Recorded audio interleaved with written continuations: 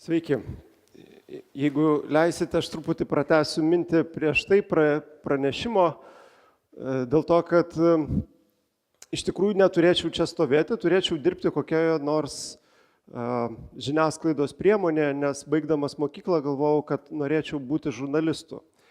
Ir pasirinkęs žurnalistikos profesiją, stojamajame egzamine dalyvavau, bet dėja neįstojau į šią profesiją. Įstojau, man atrodo, į filosofiją ar dar kažkur tai, kur buvo, ten galima 20 variantų pasirinkti.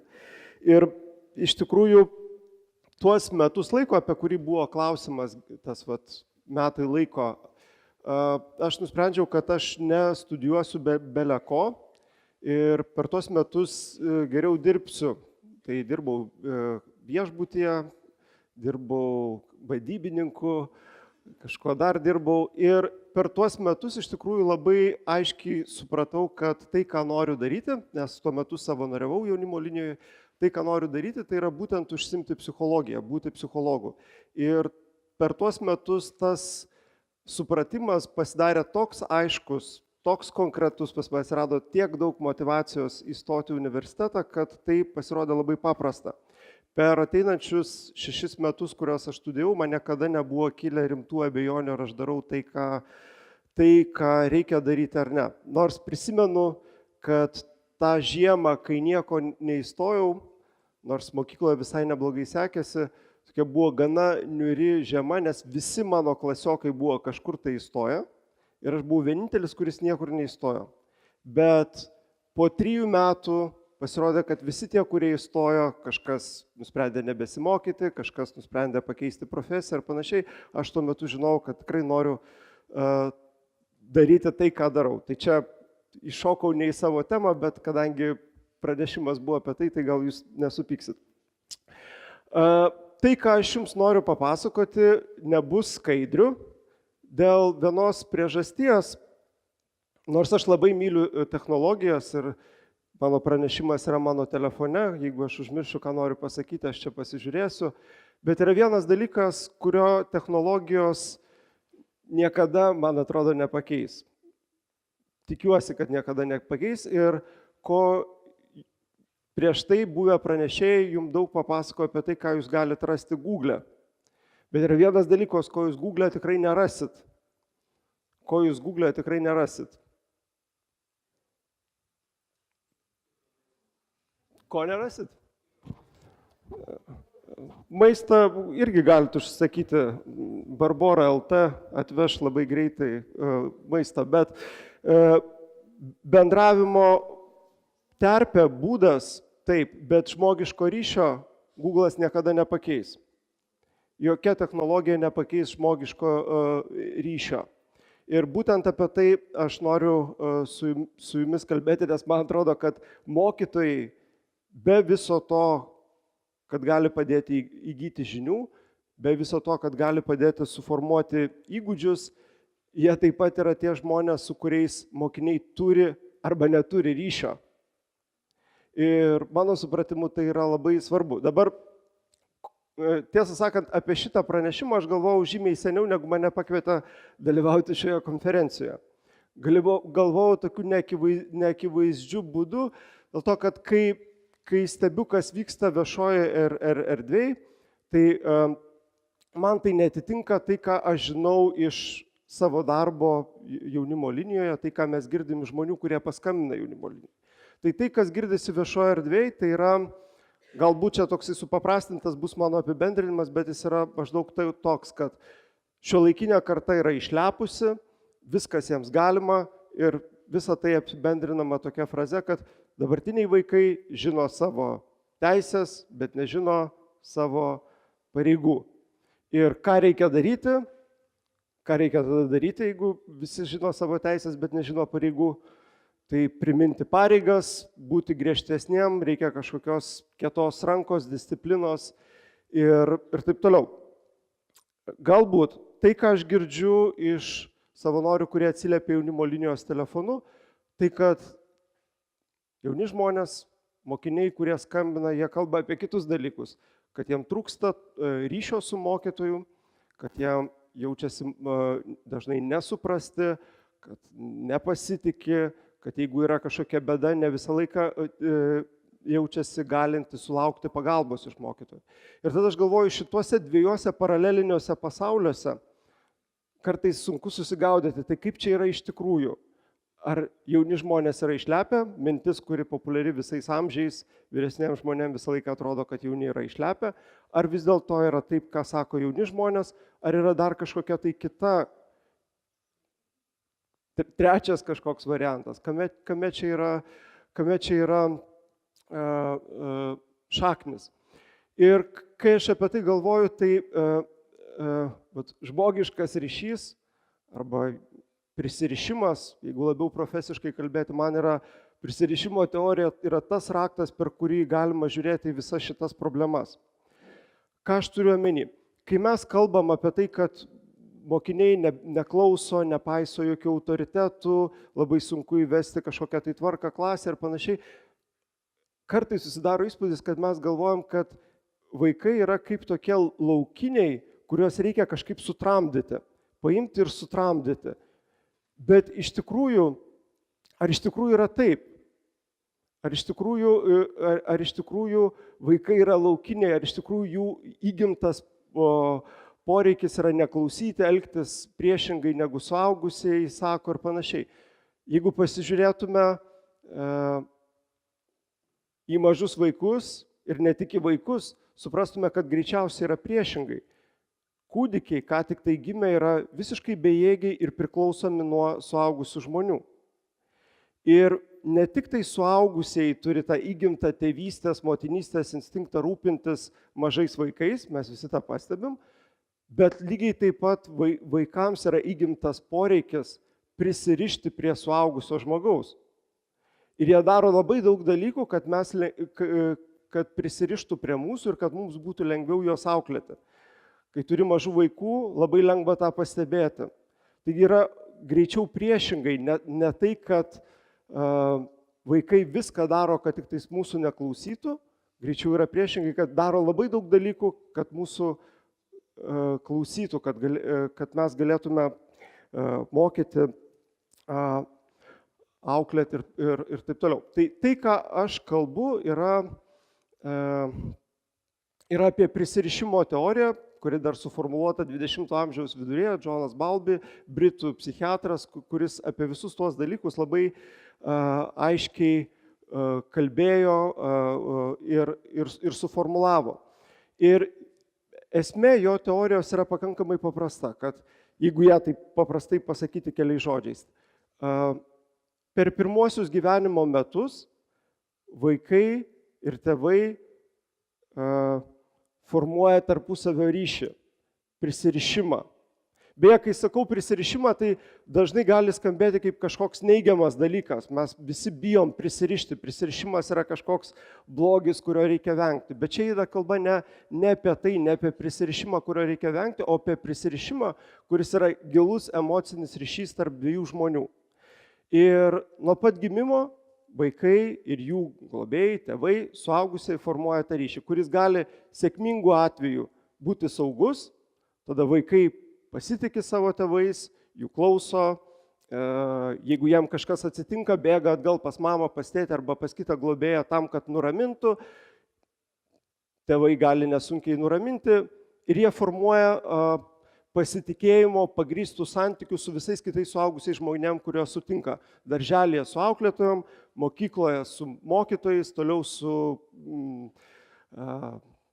sutinka merginą arba vaikiną, į kurį įsimyli ir tie santykiai taip tokiais pačiais principais formuojasi ir toliau.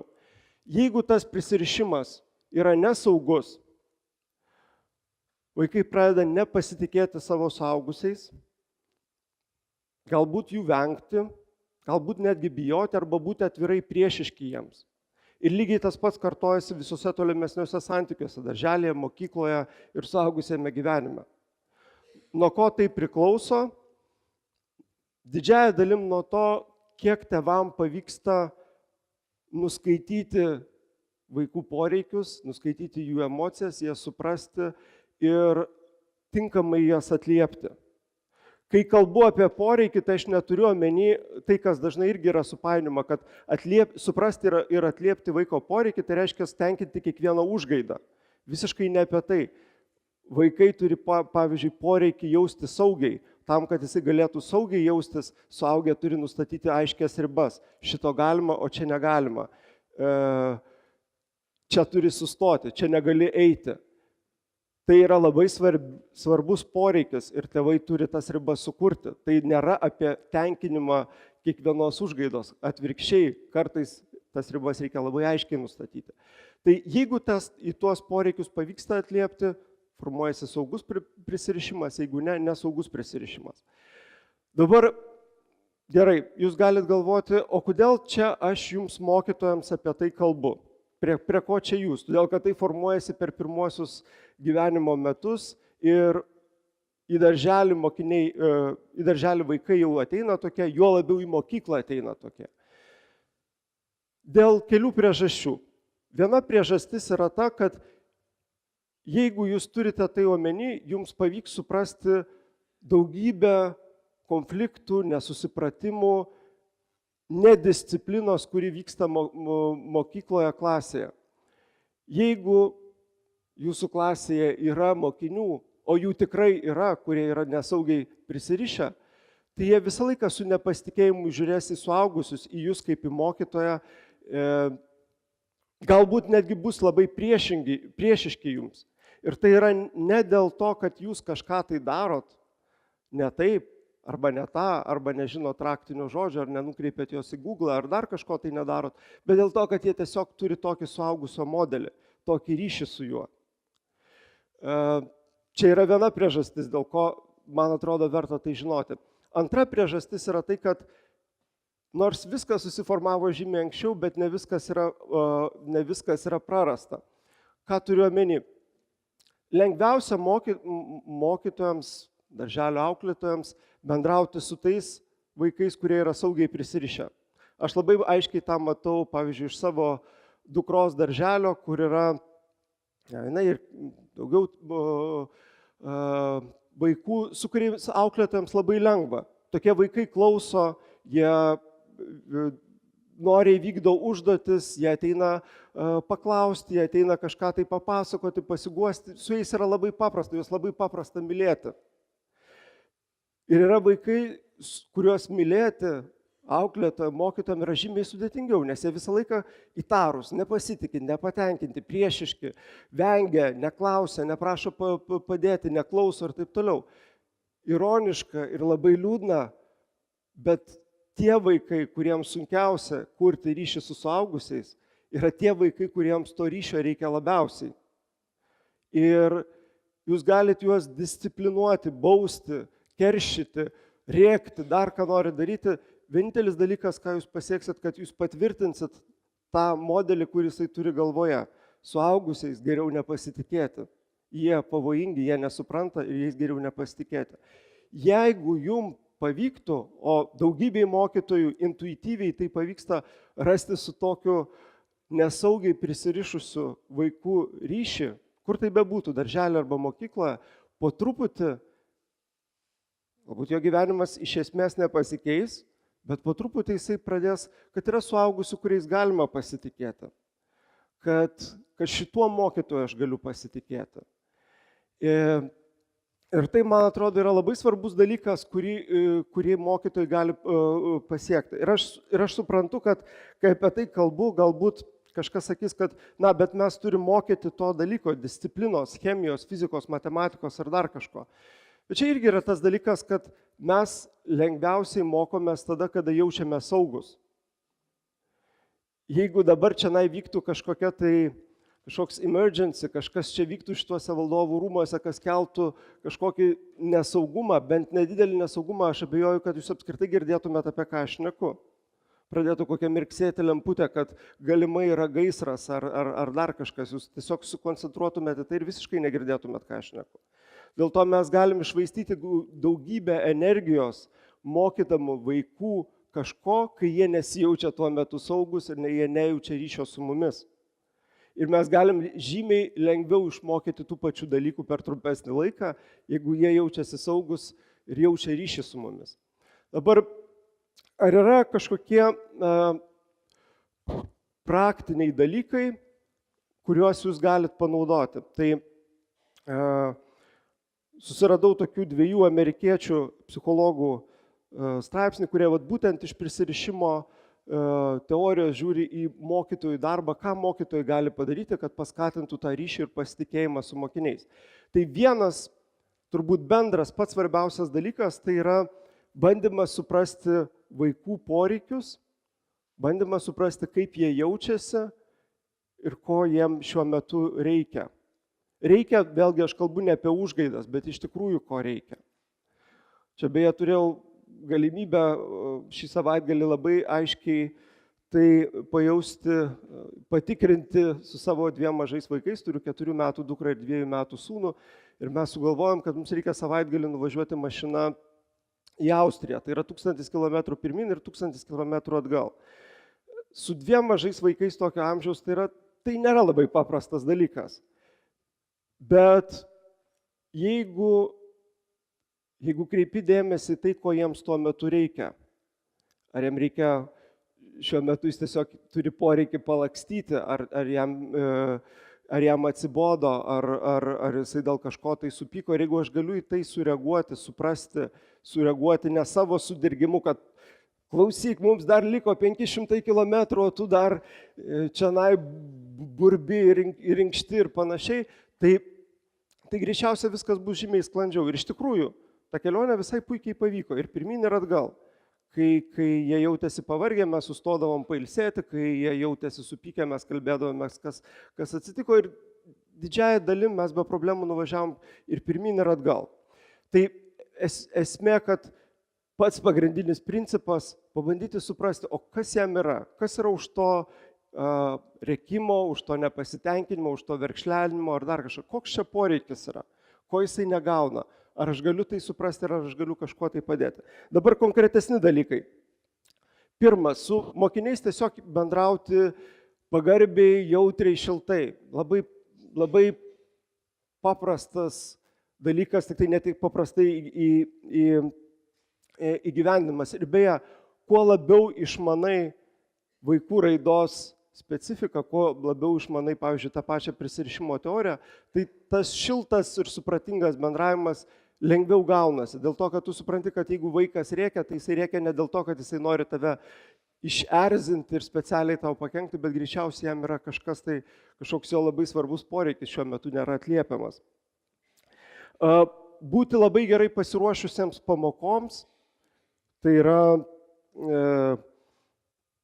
sudominti turiniu, atsakyti į klausimus, paklausti, ar tikrai supratot, ką aš čia dabar aiškinau, ką aš čia dėsčiau, būti prieinamiems individualiai pagalbai. Duoti galimybę pasirinkti visuomet, kai yra įmanoma. Tai iš tikrųjų tai yra labai paprastas dalykas, bet jisai daug ką keičia. Yra dalykų, kurių negalima pasirinkti, bet visą laiką galima pasirinkti kažką. Tai nuo ko mes pradėsim? Ar nuo šitos temos, ar nuo šitos? Ar jums labiau patiktų toks variantas ar šitas variantas? Jeigu yra galimybė, jį visą laiką galima atrasti, duoti pasirinkti. Paaiškinti, o negazdinti. Čia jau skambėjo prieš tai pranešime, ar ne, baisiausias mokytojų klausimas, kodėl? Kodėl yra tokia taisyklė? Kodėl reikia daryti taip? Galima, kaip jau irgi buvo minėta, pasakyti, dėl to, kad aš esu jūsų tėvas, arba dėl to, kad aš esu mokytojas, dėl to taip ir reikia daryti. Arba galima dar pagazdinti, kad jeigu jūs taip nedarysit, tai gausit blogus pažymius, negausit kažko tai, bet tai bus veiksminga trumpalaikėje perspektyvoje. Išgazdinti visą laiką galima, žmonės išsigandę kažkurį laiką klauso, tol, kol jie jaučiasi silpnesni už jūs. Su kiekvienais metais vaikai jaučiasi mažiau silpnesni už tėvus, už mokytojus ir jie atranda būdų, o kaip neklausyti ir kaip pasipriešinti. Todėl, jeigu jėga, gazdinimais bandai nugalėti, tai kažkada prieisi liepto galą, nes nebebijos. Bus per dideli, kad bijotų. Bet jeigu paaiškini, tai yra ilgesnis kelias, bet jisai ir ilgiau grojantis. skatinti mokinių pagalbą ir pagarbą vienas kitam. Tai yra ne tik svarbu, kaip aš bendrauju su mokiniais, bet kaip jie bendrauja tarpusavyje. Ką aš darau, kai jie, pavyzdžiui, pradeda tyčiotis vienas iš kito arba žeminti, arba dar kažką tai daryti. Beje, čia vienas iš dažniausių dalykų, kuriuos mes girdim jaunimo linijoje, kai mums mokiniai paskambina, tai yra, kad jeigu vyksta patyčios mokykloje, tai ne visada mokiniai jaučiasi, kad gali pasitikėti mokytojui dėl to, kad jisai niekaip nereaguoja į tai, kas vyksta. Tai čia vienas iš tų dalykų, kuris padėtų kurti ryšį su mokiniais, tai yra reaguoti į tai, kas vyksta ir rūpintis ne tik savo ryšių, bet rūpintis, kaip mokiniai bendrauja tarpusavėje. Ir, aišku, ieškoti tinkamų reagavimo būdų tuose pačiuose sudėtingiausiuose santykiuose. Jeigu jūs turite klasę, o jūs tikrai turite klasę nesaugiai prisirišusių vaikų, kur kraštutiniu atveju bus priešiškai nusiteikę suaugusiems ir darys viską priešingai, negu jie sako, galbūt jums verta pasinaudoti, ne jį nuvesti pas psichologą mokyklos ar darželio psichologą, bet pasinaudoti to psichologo patarimais, o kaip jums rasti ryšį su tuo sudėtingu vaiku. Ir jeigu jums pavyks rasti ryšį su tuo sudėtingu vaiku, jums bus lengviau, jam bus lengviau, visai klasiai bus lengviau. Tai to aš jums ir linkiu. Ačiū labai uždėmesį.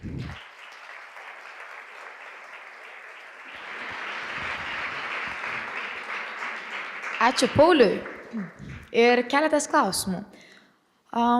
Atrasti ryšį su moksleiviais taip dažnai gali būti sunku ir kartais gali prireikti pagalbos, bet nepaslaptis, kad dažnai neigiamą įtaką moksleiviams gali rodyti netgi mokytojų tarpusavio santykiai arba mokytojų nepagarba kitam tiesiog mokiniui. Kaip tada reaguoti ir ar visada pats mokytojas gali pastebėti, kai tarp mokytojų arba kai iš jo paties pusės atsiranda kažkokia nepagarba, patyčios ar panašus dalykai?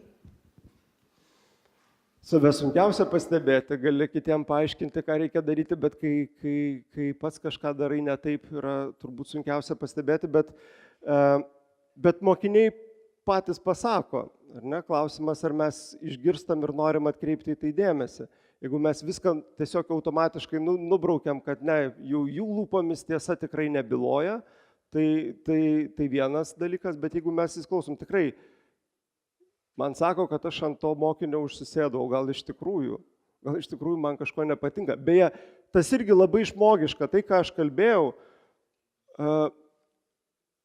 pavyzdžiui, nesaugiai prisirišę vaikai, juos tikrai sunku labai mylėti ir jie iššaukia tokias reakcijas, kurios mums patiems gali labai nepatikti. Ir mes galim reaguoti juos visiškai kitaip, negu mes norėtume, bet tada galbūt tikrai kitų pastebėjimai gali padėti atkreipti tai dėmesį. Ačiū. Ar dar turime klausimą iš salės? Wow, gerai.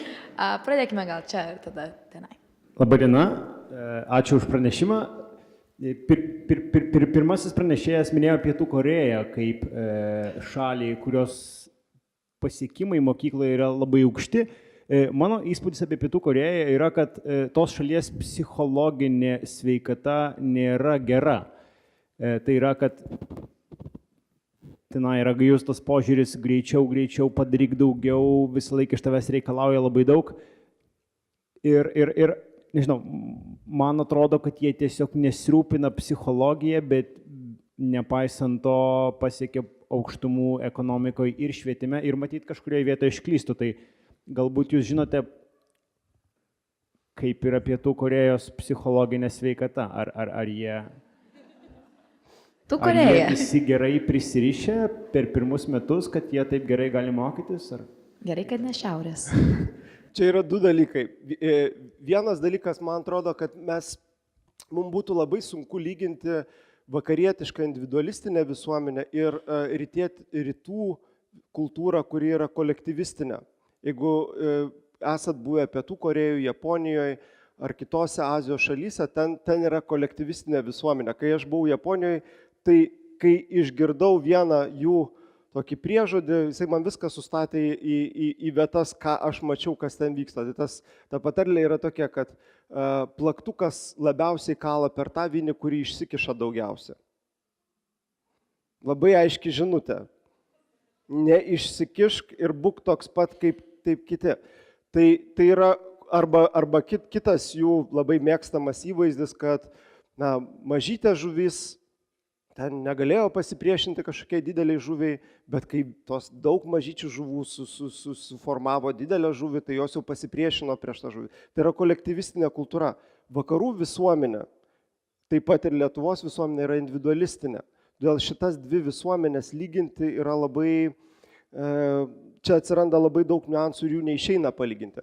Dabar, jeigu norite apie psichologinę sveikatą, tai aš apie Pietų Korėjos psichologinę sveikatą žinau labai mažai, išskyrus vieną dalyką, kadangi domiuosi savižudybių problema, tai yra dvi šalis, kurios savižudybių rodikliai yra aukščiausi pasaulyje, yra Lietuva ir Pietų Korėja. Manau, tai ir buvo atsakymas. Dar turėjom klausimėlį iš salės vidurio. Jeigu galima trumpą, kad nevėluotume vyriausybės programą. Trumpą. Beata Nikrevič, Meilės Lukšienės gimnazija. Turiu tokį pastebėjimą, man atrodo, kad pastaruoju metu vaikai nustoja spręsti konfliktus patys. Jiems vis atrodo, kad kas nors turėtų įsikišti ir išspręsti tą problemą. Ar jūs nieko panašaus nepastebėjote, ką apie tai galvojate?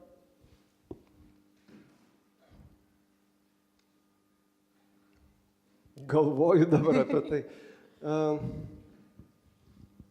Ne, aš žinokit, jeigu bendrą tokį įspūdį turėti, tai mano bendras įspūdis, bet galbūt jis yra paremtas ta vis tiek specifinė informacija, nes mums skambina jaunimo linija tie jauni žmonės, kurie susiduria su sunkumais. Tai pagal tai aš labiau galbūt sudaryčiau įspūdį, kad suaugę per mažai dalyvauja tame, kas vyksta tarp jaunų žmonių, tarp moksleivių, tarp paauglių. Tikrai mano toks įspūdis, jisai galbūt klaidingas, bet jisai toks yra. Taip, tai dar kartelį ačiū, Paulius Skruibis. Dėkui.